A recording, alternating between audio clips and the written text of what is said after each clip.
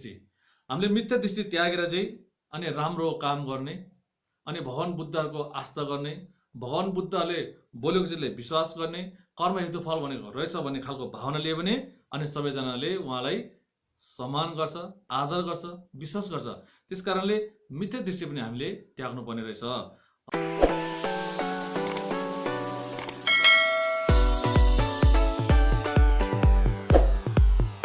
हामीले जतिखेर पनि धर्म श्रवण गर्ने बेलामा सद्भावना र सत् आचरणलाई हामीले विशेष मध्यनजर दिनुपर्छ।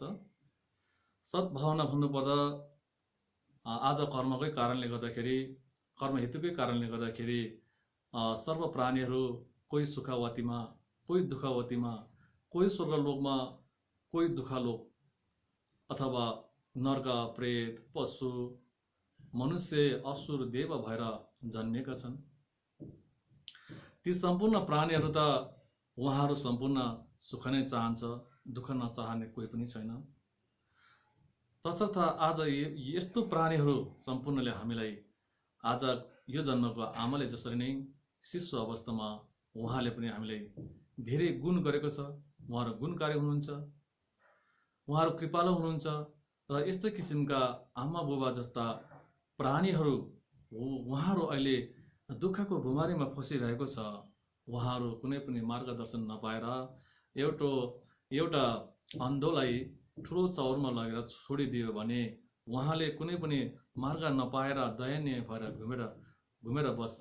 त्यसरी नै आज यस्ता किसिमका प्राणीहरू सम्पूर्ण हाम्रै मातारूपी प्राणीहरू उहाँहरू सत् मार्गको दर्शन नपाएर अन्धो घुमेर संसारमा भ्रान्ति रहेको छ। तसर्थ उहाँहरूलाई हामीले यो संसारबाट कसरी मुक्ति गराउने त, कसरी परम भूमिमा पुर्याउन सक्ने, त्यसको आदर्शील लिएर हामीले उहाँहरूलाई जुन मार्गको दर्शन उहाँलाई सुनाएर हुन्छ कि अथवा मार्गमा डोर्याएर हुन्छ कि र उहाँलाई कसरी चाहिँ हामीले मुक्त गराउन सक्ने त हो, त्यसको भावना गरेर चाहिँ आज यो सम्पूर्ण प्राणीलाई म मुक्त गराउँछु भन्ने भावना लिएर चाहिँ हामीले धर्म श्रवण गर्नुपर्ने हुन्छ। र अब विशेष आजको विषयवस्तुतिर जाउँ। आजको विषयवस्तु कर्म हेतुफल र कर्म हेतुफल। कर्मको हेतुफल भनेर सम्पूर्णलाई थाहा नै छ, तर हामीले कसरी मनन गर्नुपर्छ भन्दाखेरि यो संसारमा आज वासस्थान ठाउँहरू कोही सुखमा छ, कोही उच्चमा छ, कोही नीचमा छ। त्यस्तो ठाउँमा आफूले जन्म लिएको छ, त्यो सम्पूर्ण आफ्नो कर्मकै कारणले गर्दाखेरि हो। र यो सारा संसार यो सृष्टि भइरहेको छ। यो सम्पूर्ण यो कुनै पनि सृष्टिकर्ताहरू छैन। यो सम्पूर्ण प्राणीहरूको आफ्नो कर्मले गर्दाखेरि नै सृजन भएको, प्रकट भएको हो। तसर्थ हामी बौद्ध धर्म अन्तर्गत यो जुन बाहिरी भौतिक भनौँ एउटा चार द्वीप, सुमेरु पर्वत र यो सारा संसार सृष्टिकर्ता को हुन् भन्दाखेरि आफ्नो कर्मले प्रकट भएको हो र त्यही अनुसार आफूले भोग गर्नुपर्ने हुन्छ। अनि यो कसरी भोग गर्ने त आफूले, र कुन उच्च कुलमा जन्मिने, कोही नीच कुलमा जन्मिने, कोही सुखावतीमा जन्म हुने, कोही नर्कमा दुःखमा फस्ने हुँदाखेरि यो विशेष कसरी भयो भन्दाखेरि कर्म हेतु फलले। तसर्थ कर्म हेतु हामीले कर्म जस्तो कर्म गरे त्यस्तै फल प्राप्त भएको कारणले गर्दाखेरि आज हजुरको समक्ष म अकुशल कर्म र कुशल कर्मको विषयमा जानकारी दिन चाहन्छु। अनि अब अकुशल कर्ममा हामीले त्याग्नु पर्ने र अकुशल कर्म अनिवार्य रूपमा हामीले त्याग्नुपर्छ र त्याग्नुपर्ने अकुशल कर्म र अनि साधना गर्नुपर्ने कुशल कर्म 10 वटा छ। अकुशल कर्म 10 वटा र त्यसको विपरीत पक्षमा साधना गर्नुपर्ने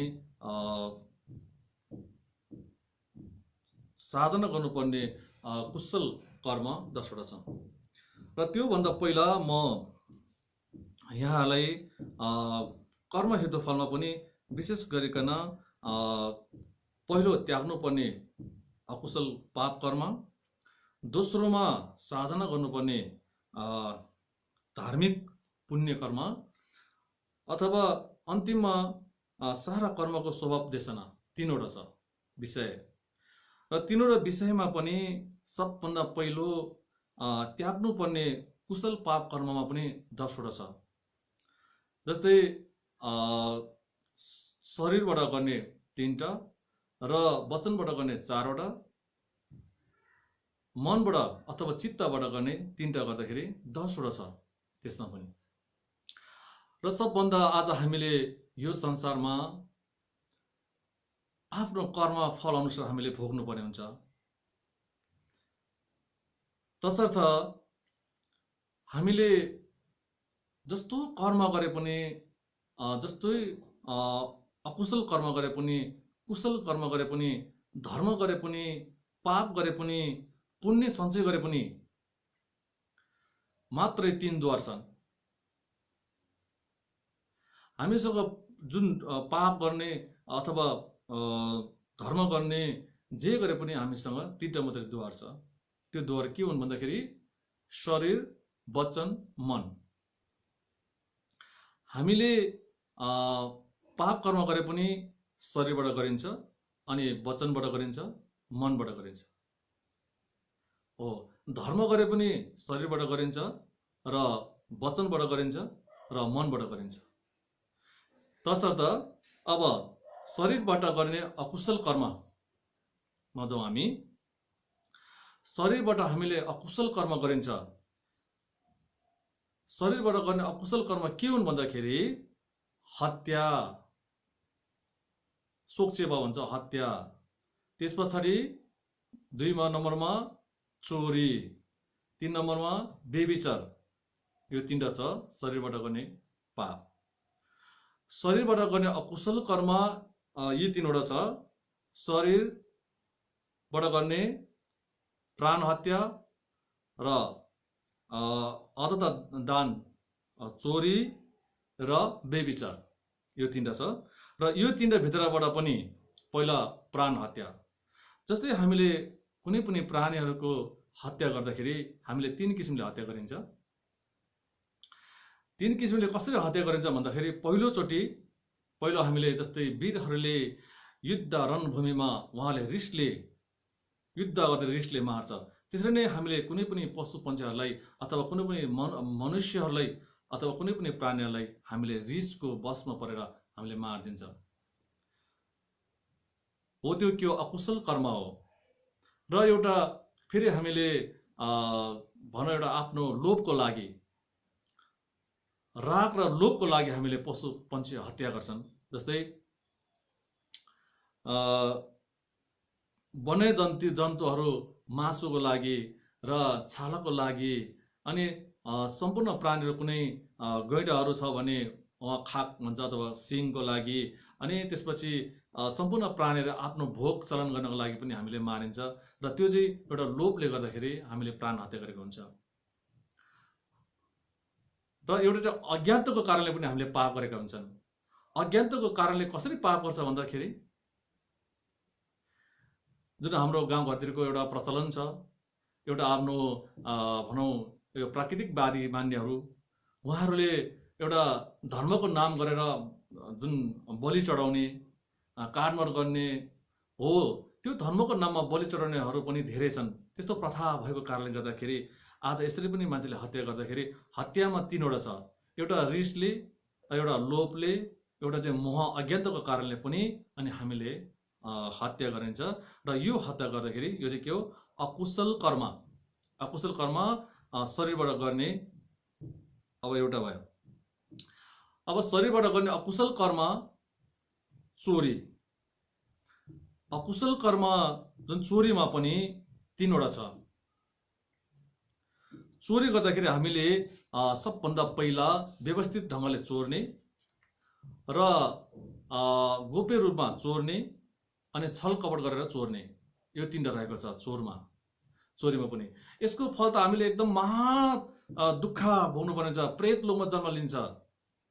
यसको विषयमा म यसको फल हामीले जुन यो हत्या गरेको, हिंसा गरेको, चोरी गरेको, यसको विषयमा अहिले मैले जुन तपाईँलाई अकुशल कर्म मात्रै बताएको छु, यसको फाइदा र बेफाइदा म अन्तिममा तपाईँलाई फेरि प्रष्ट रूपमा पार्नेछु। अहिले मैले जस्ट तपाईँलाई कर्म मात्रै, जुन यो अकुशल कर्म 10वटा छ, त्यो 10वटा कसरी हुन्छ भन्ने विषयमा मात्रै मैले तपाईँलाई चिनाउन खोज्दैछु। त्यसपछि आयो अब चोरी। चोरीमा 3वटा छ।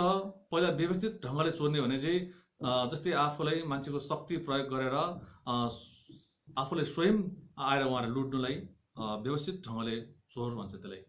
अनि गोप्य रूपमा चोर्ने भन्दाखेरि पछाडि आफूले नदेख्ने हिसाबमा उहाँले अगाडि नै एउटा भनौँ अगाडि नै आइडिया गरेर होइन दुनियाँ दिवाना गरेर चाहिँ उहाँले लुट्नेलाई चाहिँ के भन्छ भने गोप्य रूपमा लुट्ने भनिन्छ।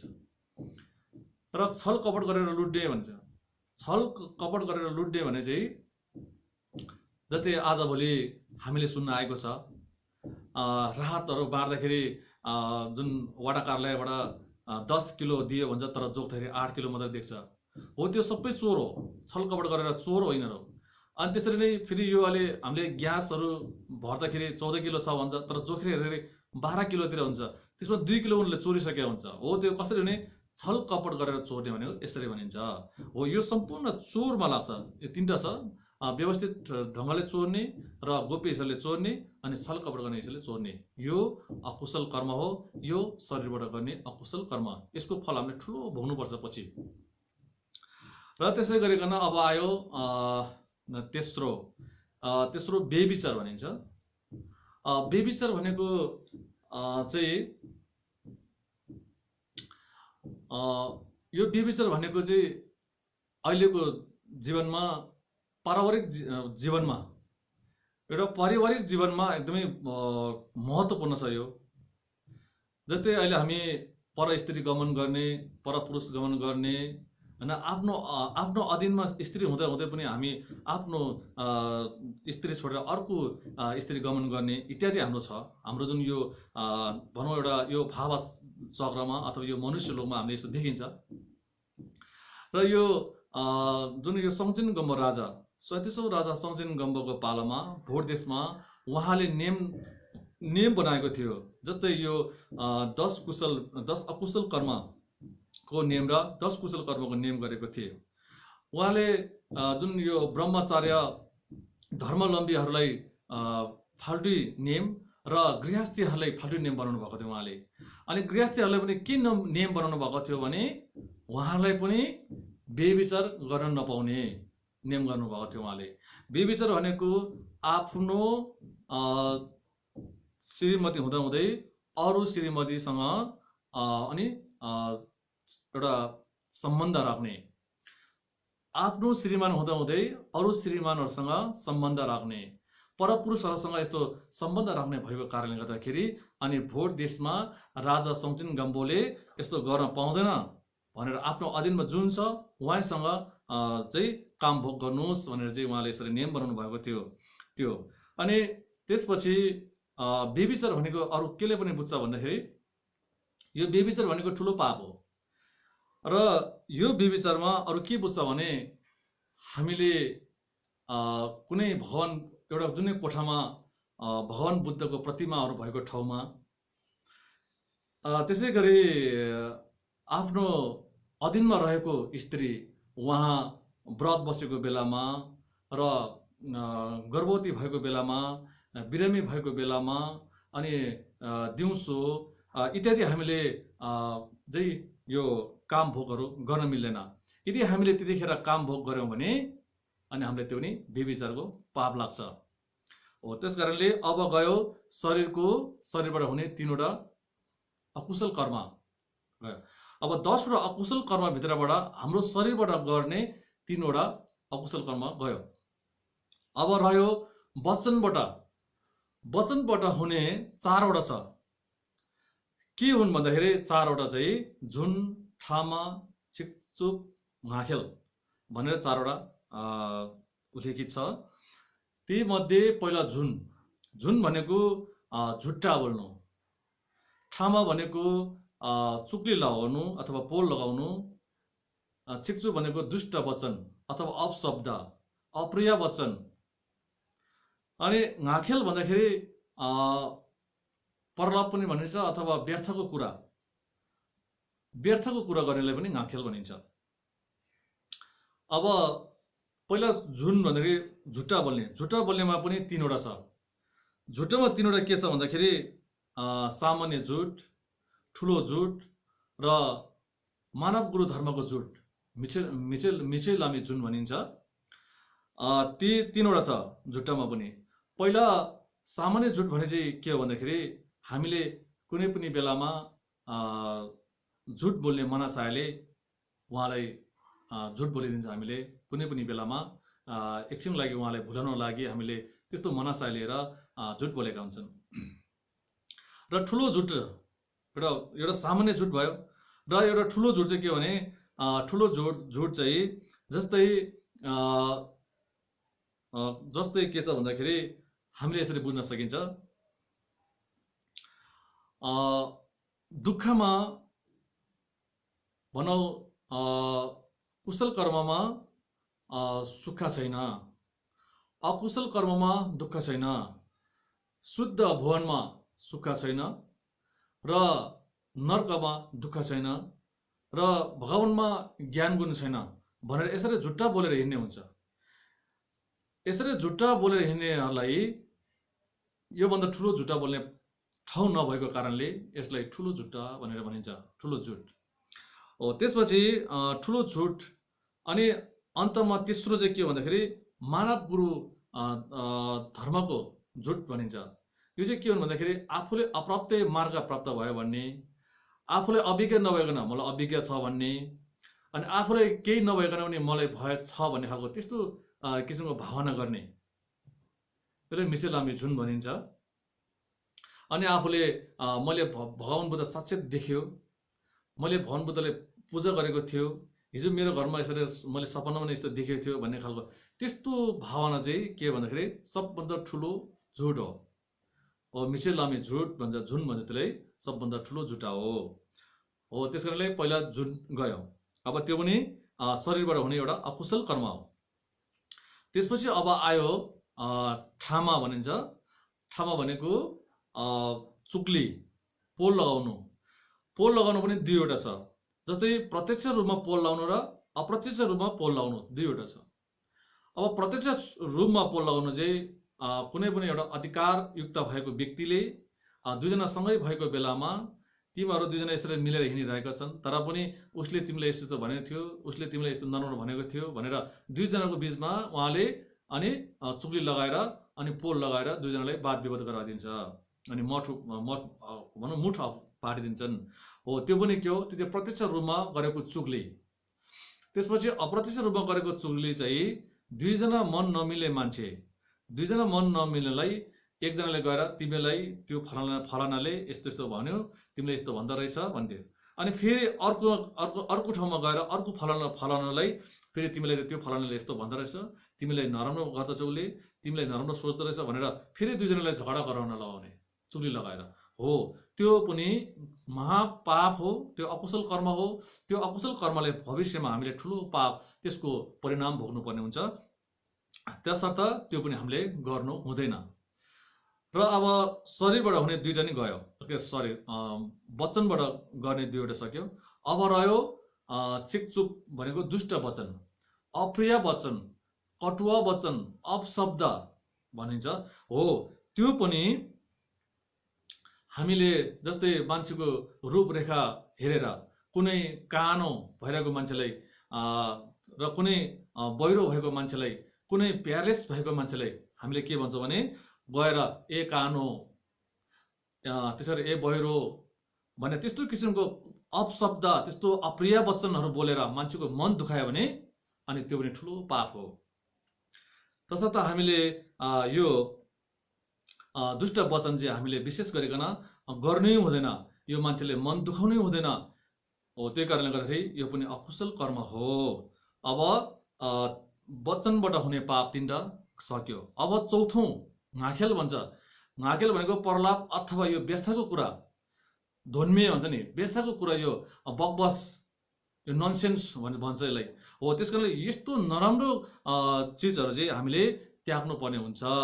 यो चाहिने कुरा गर्नु पर्यो। अथवा मान्छेले धर्म गरिरहेको बेलामा, साधना गरिरहेको बेलामा आएर अनि जोक्सहरू भन्ने अथवा नचाहिँदो कुरा गर्ने, मान्छेले विश्वास नहुने कुरा गर्ने इत्यादि गर्ने चाहिँ के हो भन्दाखेरि अनि नाख्याल भन्छ, नाख्याल है। त्यसपछि अब 10 अकुशल कर्मभित्रबाट शरीरबाट हुने 3टा, वचनबाट हुने 4वटा गरेर 7वटा अकुशल कर्म सक्यो।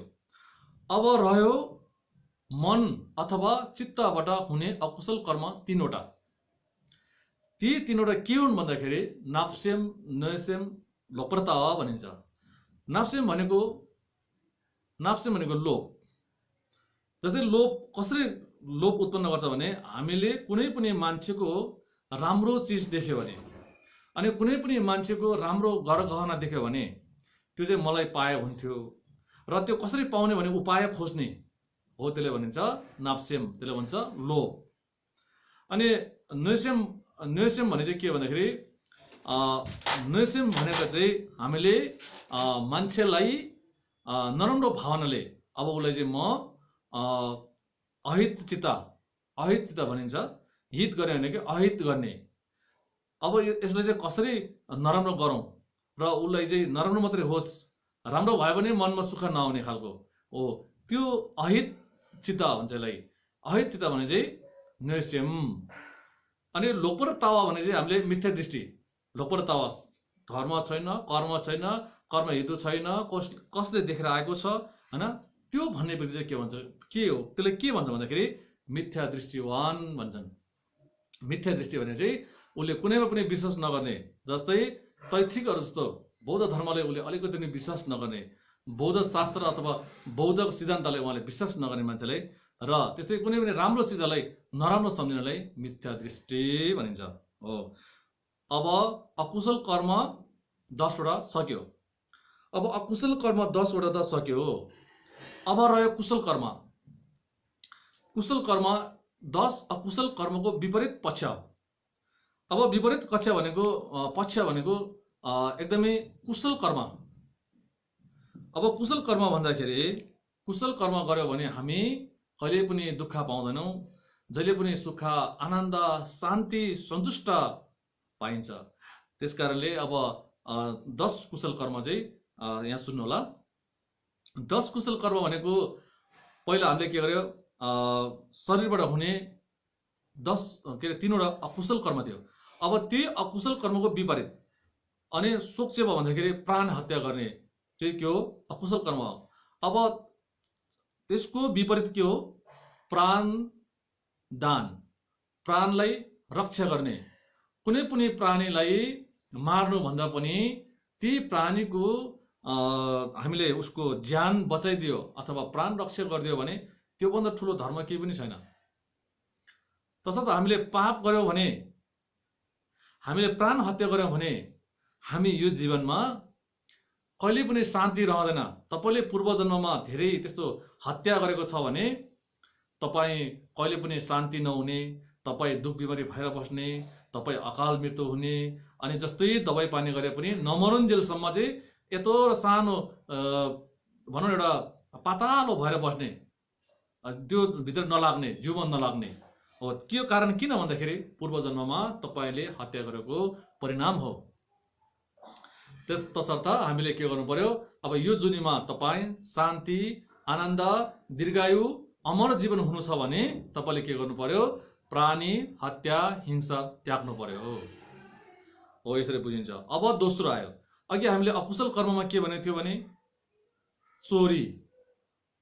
अब कुशल कर्ममा के भन्छ भने चोरीलाई छोडेर दान गर्नु। चोरी गर्यो भने हामी चोरीको फलले गर्दाखेरि हामी कहाँ पुग्छौँ भन्दाखेरि अनि प्रेत लोकमा पुगेर हामीले त्यो चोरीको परिणाम हामीले जुन भोका, प्यासा, तिर्खामा हामी दगुरेको गएर त्यो हामीले भनौँ अलिकति ठुलो अथवा सानो जे चोरे पनि त्यसको परिणाम अनि हामी चाहिँ प्रेत लोकमा गएर अनि त्यो परिणाम भोग्नुपर्ने हुन्छ। त्यस कारणले यो जीवनमा हामीले चोरी पनि गर्नु भएन। अनि चोरी गर्नु हुँदैन भन्दाखेरि मैले अघि के भनेको थियो, चोरीमा पनि चोरीमा 3टा थियो नि त। एउटा व्यवस्थित ढङ्गले चोर्ने, एउटा चाहिँ गोप्य रूपमा चोर्ने, एउटा छलकपट गरेर चोर्ने। छलकपट गरेर चोर्ने भनेको हामीले कुनै पनि सामानहरू किन्दाखेरि पनि अलिकति भाउ बढी देखाएर अनि खाने हैन, त्यस्ता किसिमको अलिकति कहाँबाट फाइदा पाउँछ कि भन्ने आशा लिएर खाएको भने त्यो सबै के हो अनि चोरीमा लाग्छ। त्यस कारणले हामीले चोरी पनि गर्नु भएन हो। चोरी गर्ने भन्दा हामीले के गर्नु पर्यो अनि दान गर्नु पर्यो। दान गर्यो भने हामी के हुन्छौँ, दान गर्यो भने हामी बल्ल सुखवती भूमिमा र आफ्नो पुण्य सञ्चय गरेर आफ्नो पुण्य सम्भार मार्गमा हामी बिस्तारै अगाडि बढ्नेछौँ। अब त्यसपछि बेविचार त्याग्यो भने तपाईँले भविष्य पुनर्जन्ममा एकदमै राम्रो सुन्दर र एकदमै सुन्दरनी यस्तो किसिमको जीवन पाउँछ। अनि तपाईँले मान्छेले पनि कसैले पनि केही भन्दैन। तपाईँ हाम्रो घरमा एकदमै प्रिय हुन्छ, सम्पूर्णसँग मेलमिलाप हुन्छ, घरमा कसैले कुरा काट्दैन, आफ्नो श्रीमान श्रीमती पनि एकदम राम्रोसँग मिलनशीलता हुन्छ। अनि श्रीमान श्रीमतीको साथमा बस्छ, श्रीमती श्रीमानको साथमा बस्छ। यदि तपाईँले यो जीवनमा तपाईँको श्रीमान र श्रीमती दुईजना जहिले झगडा हुने आपसमा नमिल्ने छ भने तपाईँले पूर्वजन्ममा चाहिँ व्यभिचार गरेको कर्मको फल हो, त्यो बुझ्नुहोस्। अनि त्यसपछि अब आयो अब कुशल कर्म 10 वटा भित्रबाट 3टा गयो। अब वचनबाट हुने कुशल कर्म हेर्नुहोस् है। वचनबाट अघि अकुशल के थियो, झुट्टा बोल्ने। अब हामीले झुट्टा बोल्ने त्यागेर चाहिँ सत वचन बोल्नु पर्यो। हामीले सत्य बोल्नु पर्यो। सत्य बोल्यो भने मान्छेले सबैले हामीले प्रशंसा गर्छ, राम्रो गर्छ, विश्वास गर्छ हो। त्यस कारणले गर्दाखेरि हामीले अब झुट्टा बोल्ने त्यागेर सत वचन सत्यता बोल्नु पर्यो। झुट्टा। त्यसपछि ठामा भन्दाखेरि हामीले मान्छेले चुक्ली लगाएर पोल लगाएर मान्छेले छुट्याउने भन्दा पनि हामीले के गर्नु पर्यो त भन्दा झगडा गरेको मान्छे फाटेको मान्छेले पनि हामीले उहाँहरू दुईजनालाई मिलाउनु पर्यो। उहाँहरू दुईजनालाई पनि झगडा गरिसकेर उनीहरू नमिल्ने मान्छेले मिलाइदियो भने त्योभन्दा ठुलो धर्म त कहाँबाट नै हामीले पाउँदैन।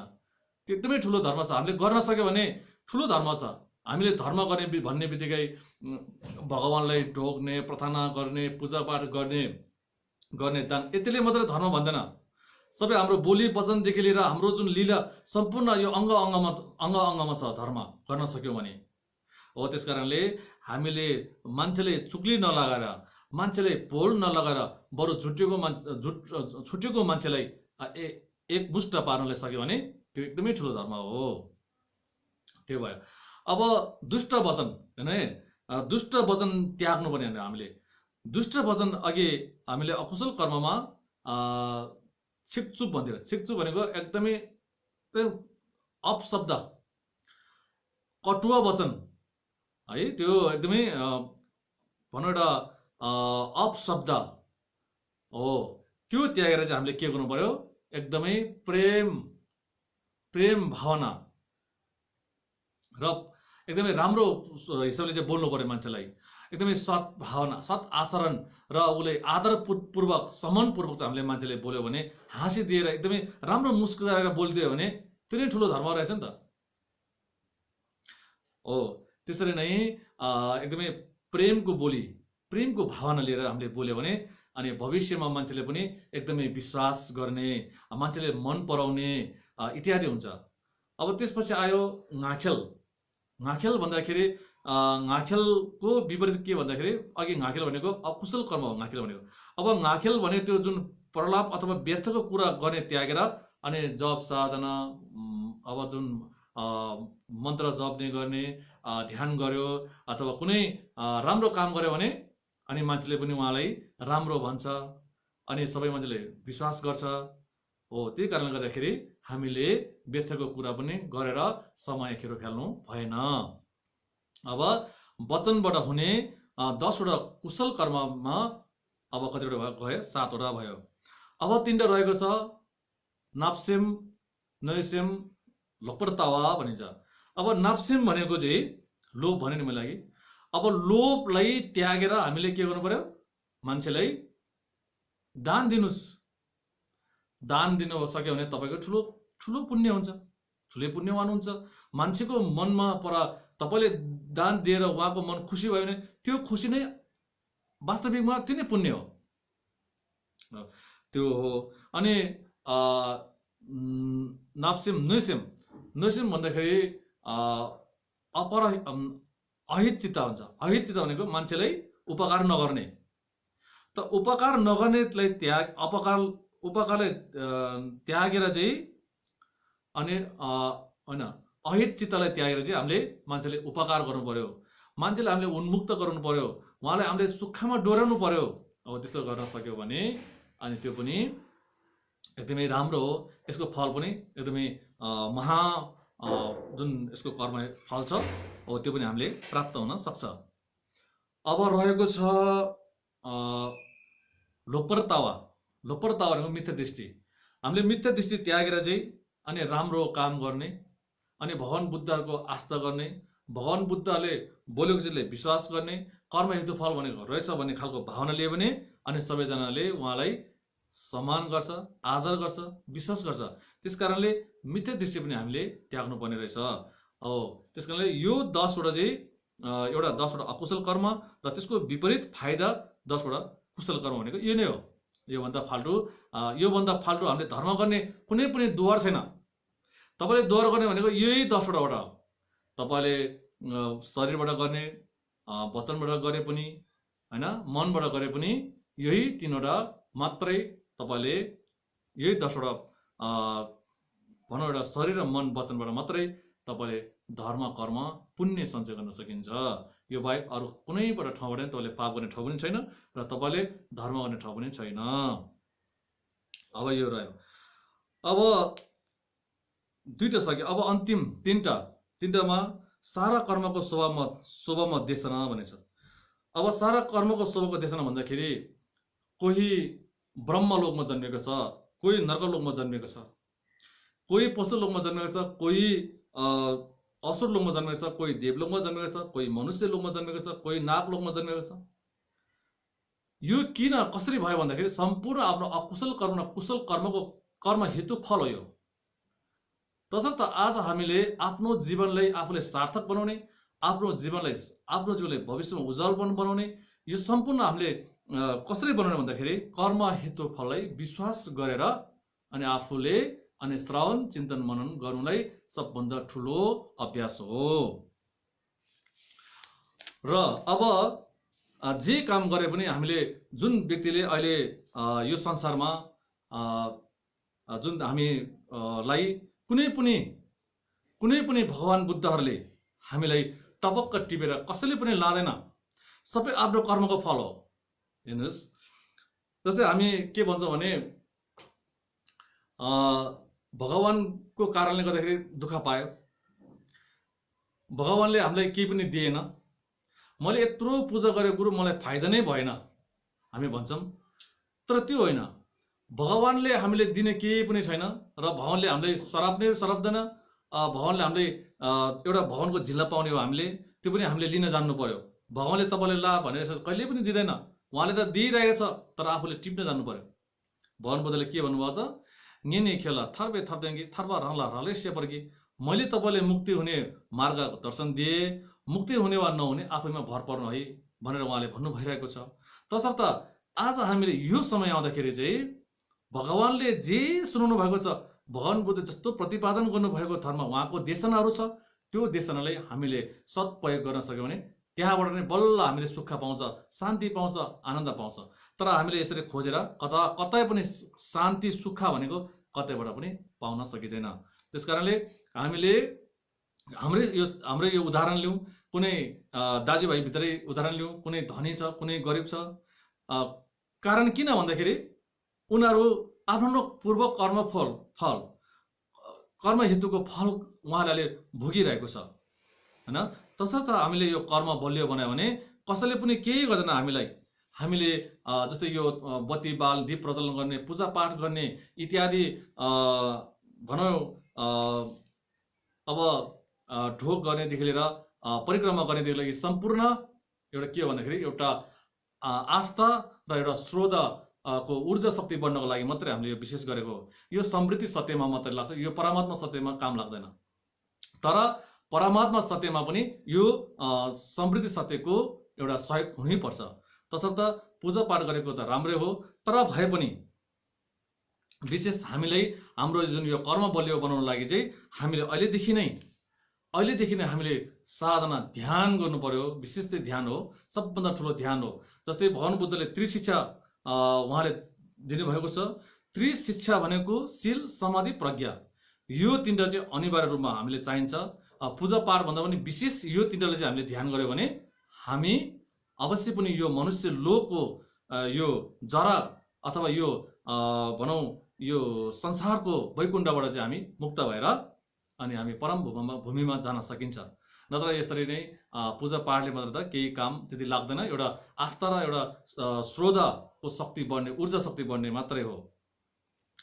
र अब हामीले मान्छेले भन्छन् दैवले लग्यो भनेर। कुनै नानीहरू जन्मिने बित्तिकै मर्छन्, कुनै बुढा हुनेसम्म रोगीले बसिरहेका हुन्छन्। तर भन्छ हामीले कस्तो खालको दैव, कति राम्रो मान्छे मर्यो भने हेर राम्रो मान्छेले त छिटै लाँदो रहेछ भन्ने खालको त्यस्तो सोच हुन्छ। त्यो होइन। भगवानले चाहे लाने नचाहे लाने भन्ने होइन, त्यो त आफ्नो कर्मको फल हो। त्यस कारणले जे गर्दाखेरि पनि सबभन्दा ठुलो के हो? कर्मफल हो, कर्म हो, अरू केही पनि होइन। जस्तै हामीले यो ज्योतिषविदहरूले ज्योतिष शास्त्रमा हामी के भन्छौँ भने हामी विश्वास लिएर चाहिँ ज्योतिषलाई विश्वास गर्छौँ। तपाईँको यस्तो दुईजनाको विवाह गर्दाखेरि मिल्दैन, तपाईँको विवाहित जीवनमा यस्तो अग्निष्ट आउँछ, यो तपाईँसँग मिल्दैन, तपाईँको ग्रह मिल्दैन, खाम मिल्दैन भनेर यस्तो भनिन्छ।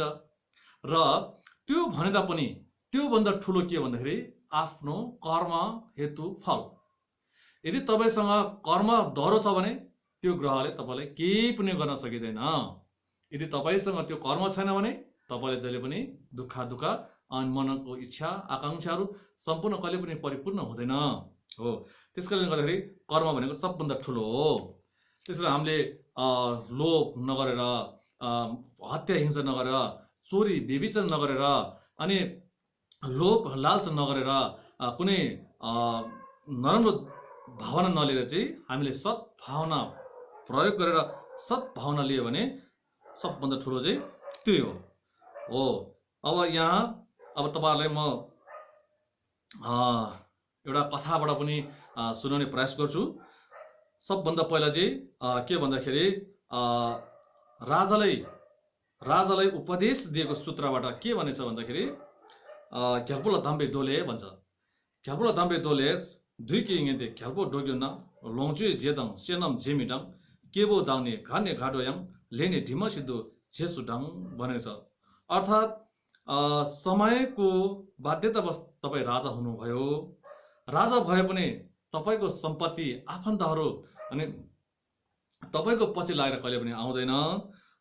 तपाईँ जहाँ गए नि जता गए पनि हामी देहधारीको व्यक्तिहरूलाई अनि त्यो कर्मको फल चाहिँ अनि बिस्तारै बिस्तारै उपयुक्त समयमा ऊ अगाडि आइपुग्छ भनेर भनिरहेका छन् हो। त्यति मात्र नभएर अझ पनि के छ भन्दाखेरि यो ह्युन्देन रिम्पोछेले गुण रत्न कोषबाट के भनेछ भने साला थोम्बर सेपे खादेङ्गी ढिमा रिसिक तावर मिङन याङ लुजेन दाउताङ दुडल पाङबासिन सोक्सिङ धुला बाप्चे लापरवन भनेर भनेका छन्। अर्थ के हो भन्दाखेरि हामीले कुनै पनि चरा आकाशको उच्च भागमा पुग्दाखेरि हामीले उसको छाया देखिँदैन। तर छाया नदेख्दामा छाया छैन भने छाया नभएको नि होइन, छाया छ। तर जब त्यो छाया चाहिँ जब त्यो चरा भुइँमा आउँछ त्यतिखेर कालो डल्लो परेर सँगै आइपुग्छ।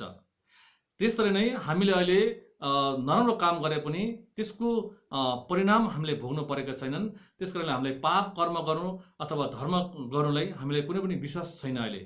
तर जब हामीले गरेको अकुशल कर्मको फल, कर्म हेतुको फल चाहिँ अनि जब हाम्रो जुन उपयोग समय आउँछ अनि त्यतिखेर चाहिँ बल्ल त्यो अघिको चराको छाया डल्लो परेर आएको जस्तै त्यतिखेर हामी माथि नै आइपुग्छ भनेका छन् हो। त्यसर्थ कर्म हेतु फल चाहिँ लुकाएर लुकाउन सकिँदैन यसलाई।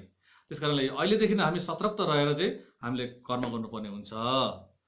अब यो भयो। अब एउटा म तपाईँहरूलाई कथाबाट पुष्टि गर्न चाहन्छु। विशेष गरी 8औं शताब्दीमा भोट देशमा महाराजा ठिसोङ देउचेन उहाँ हुनुहुन्थ्यो। महाराजा ठिसोङ देउचेनले भोट देशमा धर्म विकासको क्रममा उहाँले गुरु पद्मसम्भवलाई निमन्त्रणा गर्नुभयो। गुरु पद्मसम्भव भोट देशमा जानुभयो, उहाँले धर्म प्रचार प्रसार गर्नुभयो। र त्यसरी नै राजा ठिसुङ देउजिन पनि उहाँ आर्य मञ्जुश्रीको साक्षात निर्माणकाय हुनुहुन्थ्यो। उहाँ पनि ज्ञानी गुणीमा पुख्त हुनुहुन्थ्यो र उहाँ यसरी नै गुरु पद्म सम्भावले बानी गर्नुभएको धर्म उहाँले बिस्तारै कायम गर्दै थियो।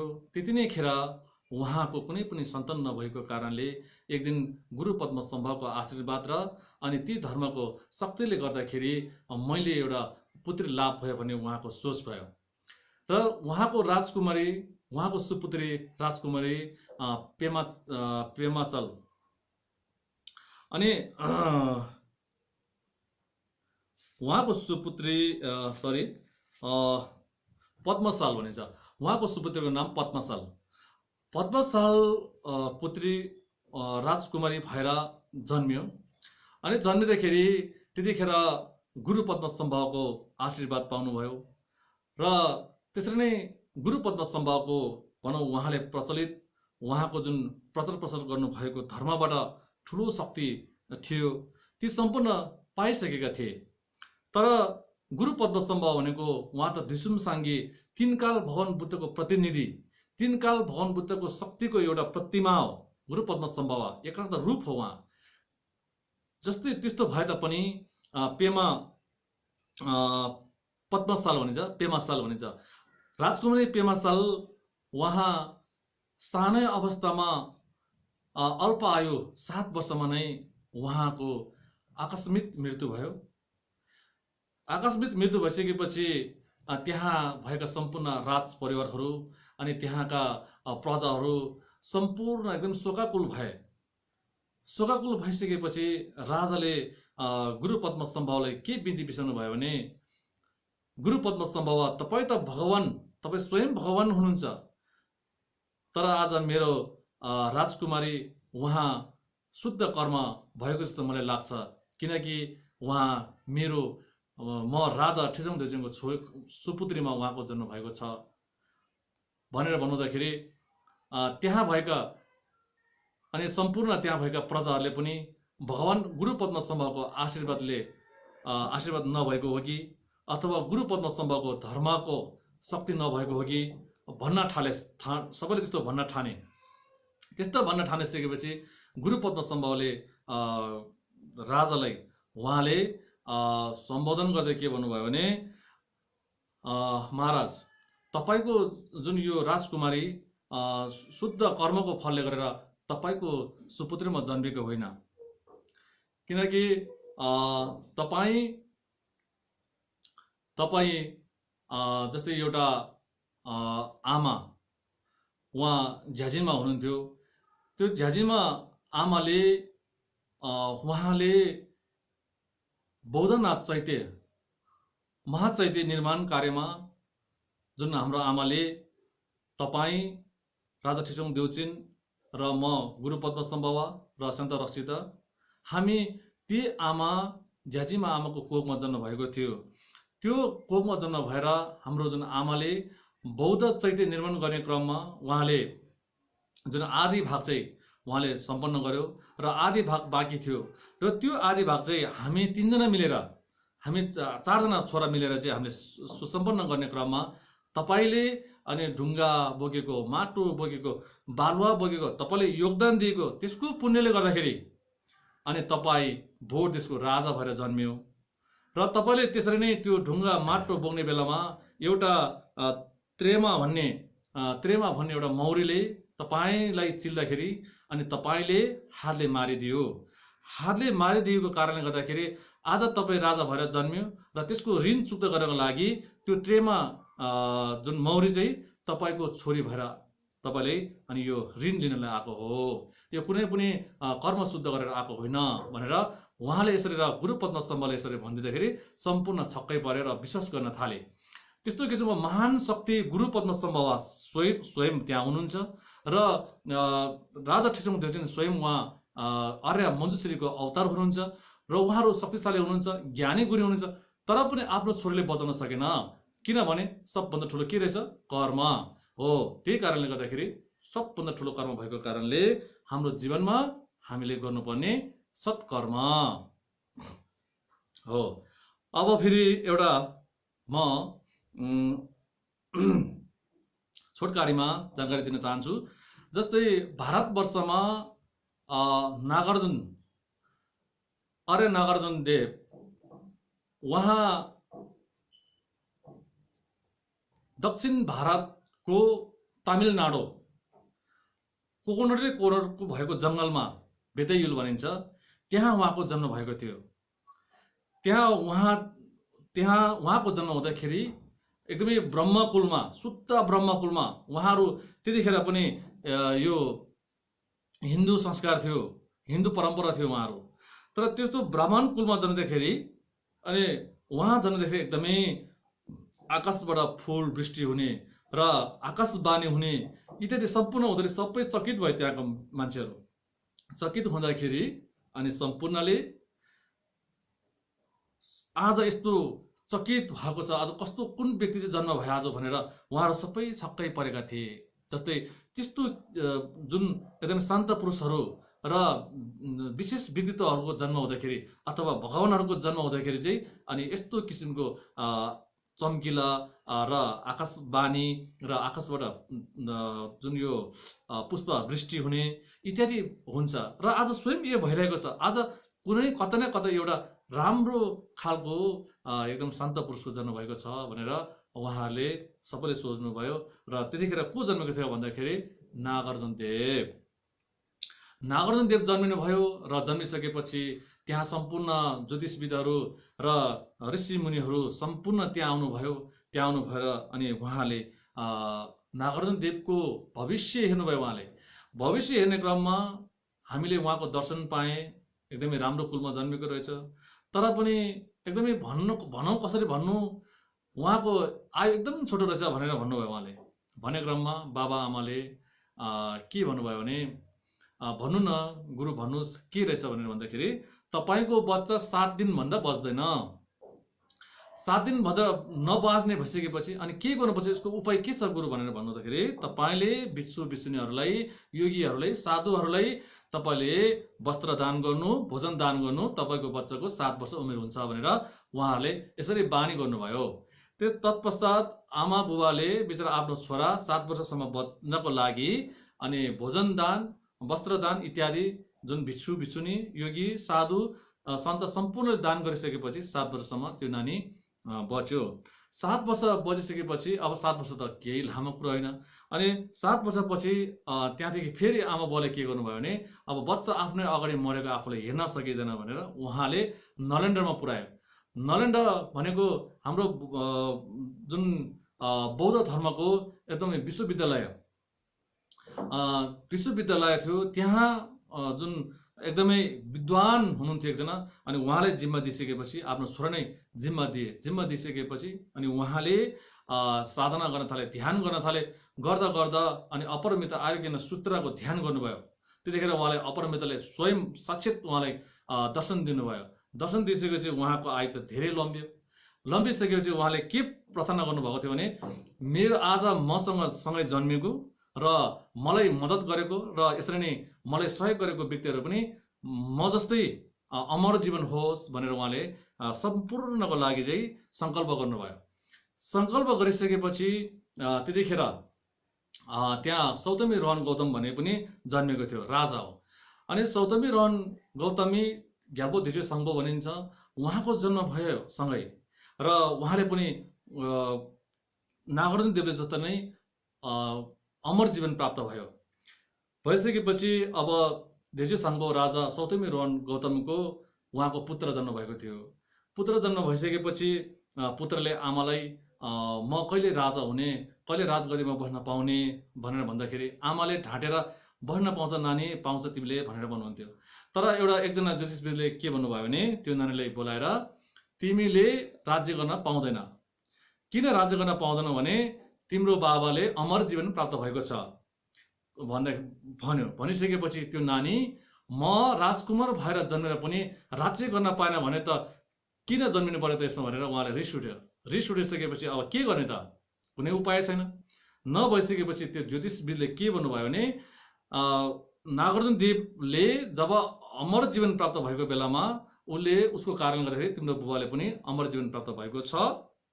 तसर्थ जबसम्म नागार्जुन देवको देह त्याग हुँदैन तबसम्म तिम्रो बुबाको देह पनि त्याग हुँदैन, मृत्यु हुँदैन।